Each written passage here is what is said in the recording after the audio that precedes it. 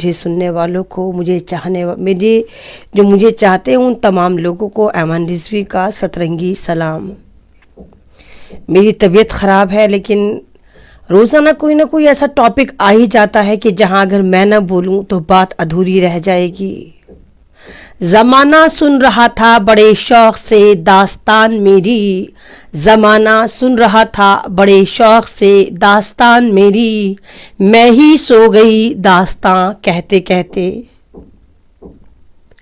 आज एक social media पे वीडियो वायरल हो रही है। एक लड़की है, बहुत खूबसूरत, बहुत प्यारी सी, नाम है आयशा आरिफ। उसकी वीडियो देखकर ऐसा नहीं लगता कि वो क्या करने वाली है। बिल्कुल ये तो नहीं लगता कि वो खुदकुशी करने वाली है। अपनी इस नेमत को, अपनी इस ज़िंदगी को वो ख़त्म करने वाली है। बहुत प्यारी मुस्कुराहट उसके चेहरे पर है, बहुत प्यारी बातें करती है और फिर वो खुदकुशी कर लेती है। नाम आयशा आरिफ। खुदकुशी करती है गुजरात में, साबरमती नदी में कूद कर वो अपनी जान ख़त्म कर देती है। वो मिल्लत की अमानत थी, वो हमारी बहन थी, वो हमारी बेटी थी, जिसकी जान लेने में हमारे समाज ने बहुत रोल अदा किया, बहुत अहम रोल अदा किया। आयशा आरिफ की गलती क्या थी? सिर्फ इतनी सी कि वो अपने खाविंद से बेतहाशा मोहब्बत करती थी। उसकी गलती क्या थी कि वो आरिफ नाम के एक ऐसे इंसान की गुल्लकें नहीं भर पा रही थी जो उसको रोज भरनी थी। आरिफ निहायती लालची आदमी, निहायती ऐसा आदमी जो तमाम की तमाम अपनी उम्मीदें, अपनी डिमांड, अपनी नीड ससुराल के पैसों से पूरी करता था। वो रंगीन कफन पहन के चलता था, वो भी ससुराल का होता था। मुसलसल जहेज की डिमांड पूरी करते करते आयशा के वालिदैन थक चुके थे। आयशा थक चुकी थी, उनके पास नहीं था और पैसा कि वो आरिफ की गुल्लकें भर देते, उसके हरीसपन को, उसकी तबीयत को वो भर देते। आयशा आरिफ का वीडियो आप देखिए, बहुत प्यारा वीडियो है। लेकिन लास्ट में जब वो कहती है कि मैं जा रही हूँ और मुझे नहीं पता कि मुझे जन्नत भी मिलेगी, वहाँ पर दिल टूट जाता है, वहाँ पर दिल डूबने लगता है कि नहीं आयशा मत जाओ। काश आयशा तुम एक बार मुझसे कांटेक्ट करती, सिर्फ एक बार ऐमन रिजवी से मिलने की कोशिश करती, मैं तुम्हें बताती कि जिंदगी की तरफ कौन से रास्ते जाते हैं। तुमने एक नाकदरे के लिए अपनी जिंदगी कुर्बान कर दी, एक ऐसे शख्स के लिए, एक ऐसे लालची इंसान के लिए तुमने अनमोल जिंदगी कुर्बान कर दी। आयशा तुम तो मिल्लत की अमानत थी, तुम्हारा नाम कितना खूबसूरत था आयशा।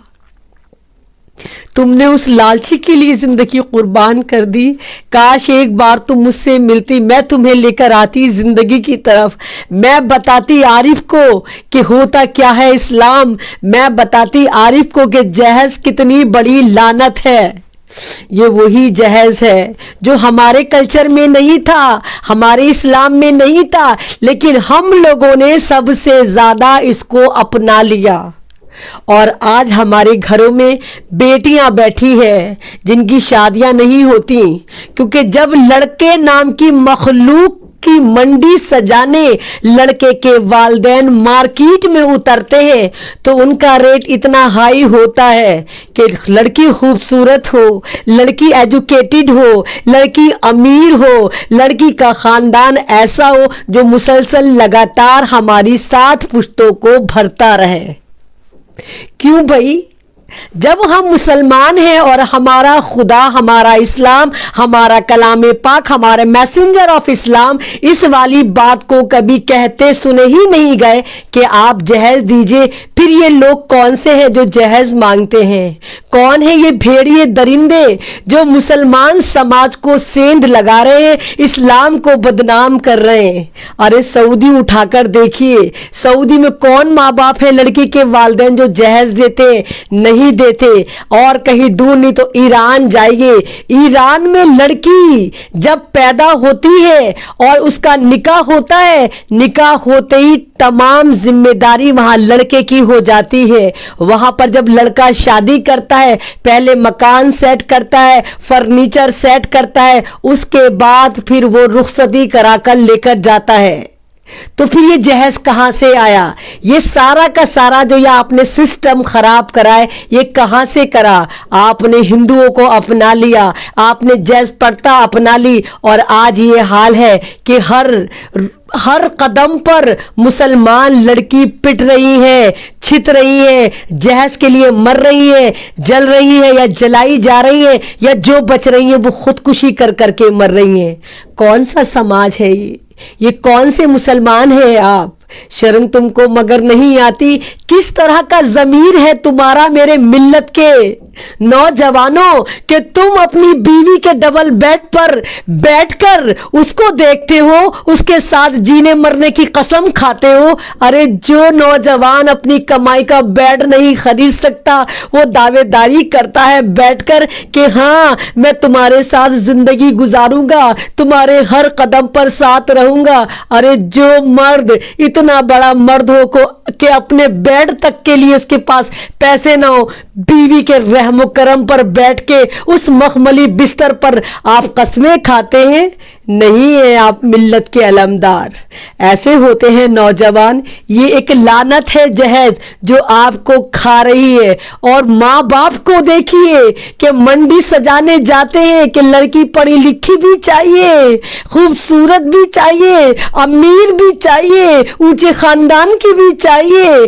4 क्वालिटी एक लड़की में ढूंढ के लाते हैं, जॉब करवाते हैं, उसके बावजूद वो घर की जिम्मेदारियां भी पूरी करती है, ट्रकों में जहेज भी भर के लाती है, सारी जिंदगी ताने तिशने सुनती है। नहीं कहता मेरा इस्लाम इस बात को कि आप बीवी की कमाई पर पले, नहीं कहता मेरा इस्लाम कि आप बीवी की कमाई पर अपनी जिंदगी गुजारें, अपनी बहनों की जिंदगी गुजरवाएं। शादियां नंदों की होती है, टेटवा बीवी का दबाया जाता है, जा लेकर आ तेरी नंद की शादी है। और बहुत जगह तो ऐसा होता है जनाब कि उस लड़की का जहेज उठाकर उसकी नंदों को दे दिया जाता है।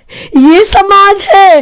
फिर आप कहते हैं हमारे ऊपर जुल्म कर रहे हैं, हमारे ऊपर जुल्म हो रहा है, खुदा हमसे नाराज हो गया, बादशाह हमसे नाराज हो गया, प्रधानमंत्री हमसे नाराज हो गया, चीफ मिनिस्टर हमसे नाराज हो गया।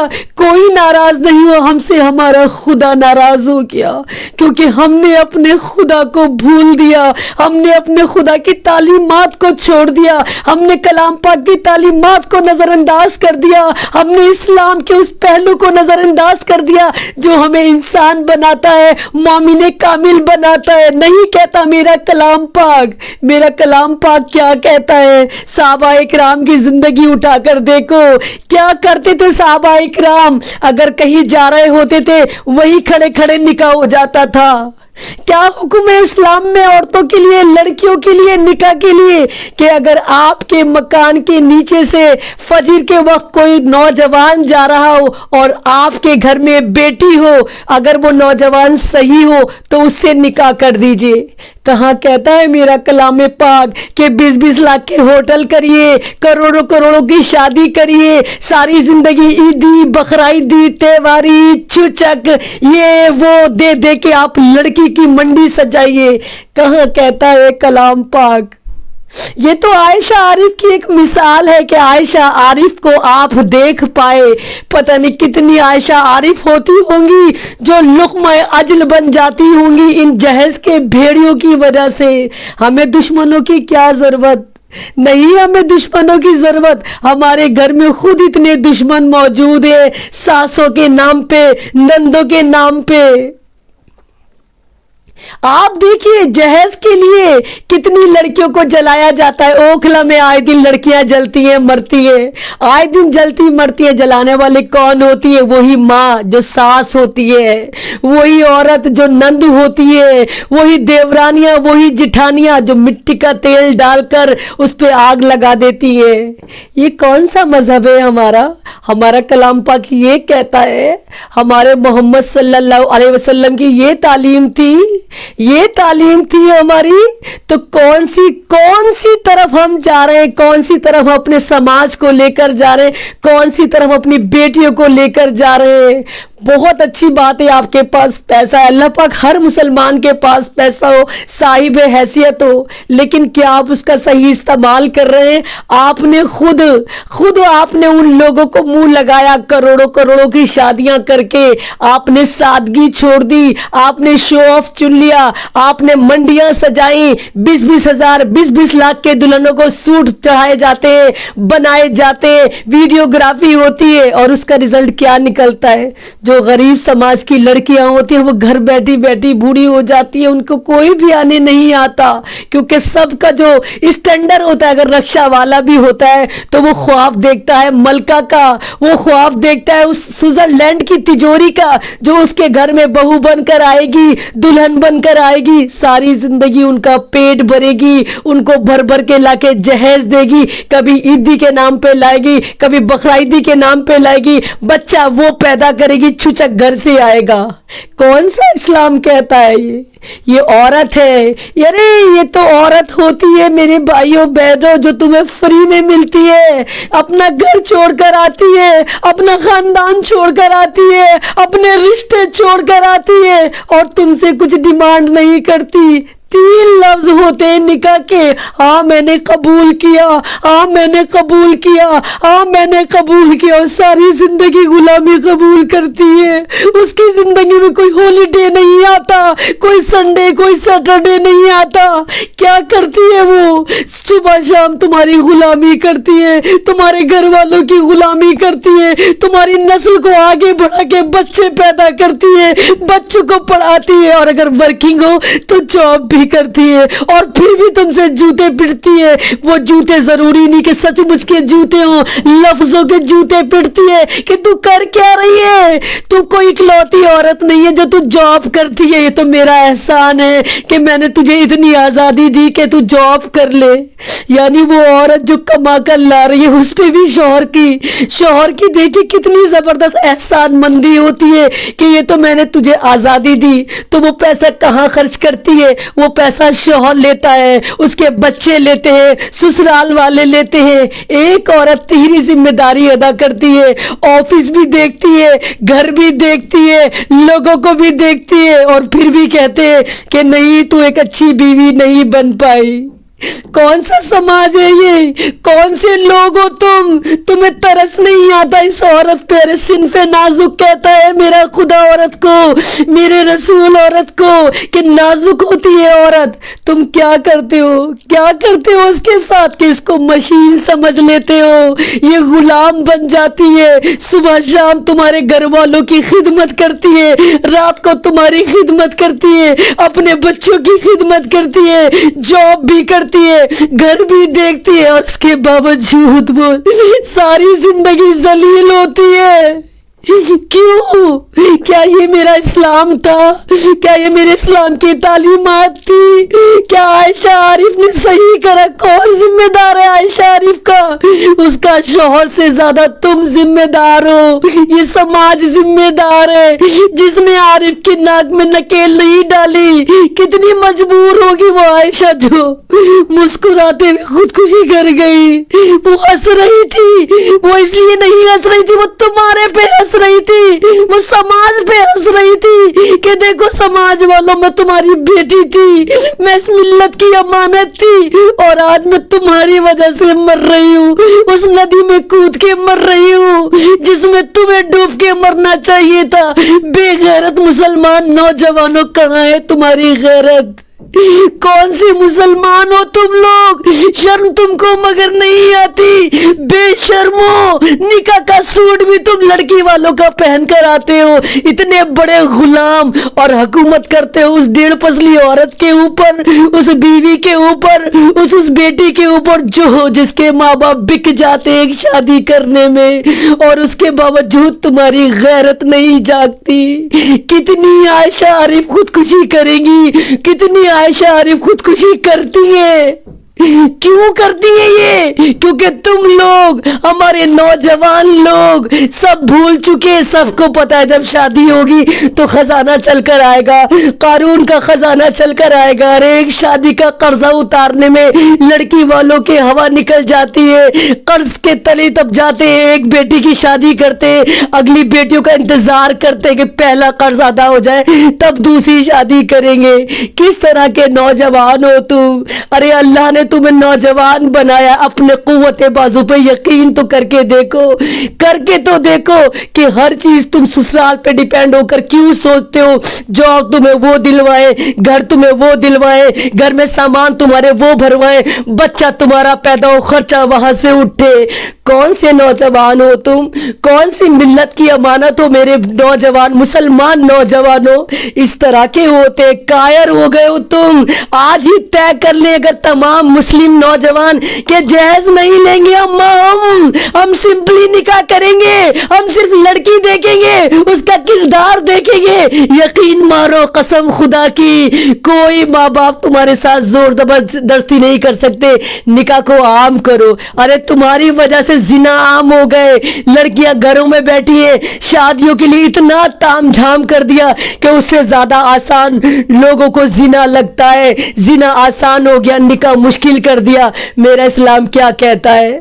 میرا اسلام کہتا ہے نکاح کو آسان کرو، زنا خود ختم ہو جائے گا. تم نے کیا کرا؟ تم نے نکاح کو مشکل ترین کر دیا اور زنا کو آسان کر دیا. ارے کر کے تو دیکھو کتنا سکون ہوتا ہے نکاح کے اندر. کر کے تو دیکھو سادگی میں جب چار لوگوں کے ساتھ تم اس لڑکی کو لے کر آؤ گے تو تمہاری روح کتنی خوش ہوگی، تمہارا ضمیر کتنا خوش ہوگا، تم کتنے خوش ہوں گے کہ چٹائی پہ ہی سلایا تم نے. وہ چٹائی تمہاری تھی، وہ سسرال کی چٹائی نہیں تھی، وہ تمہاری اپنی کمائی کی چٹائی تھی. اور لڑکی ساری زندگی تمہارے احسان تلے دبی رہے گی، ہمیشہ تمہیں سرتاج بنا کر رکھے گی.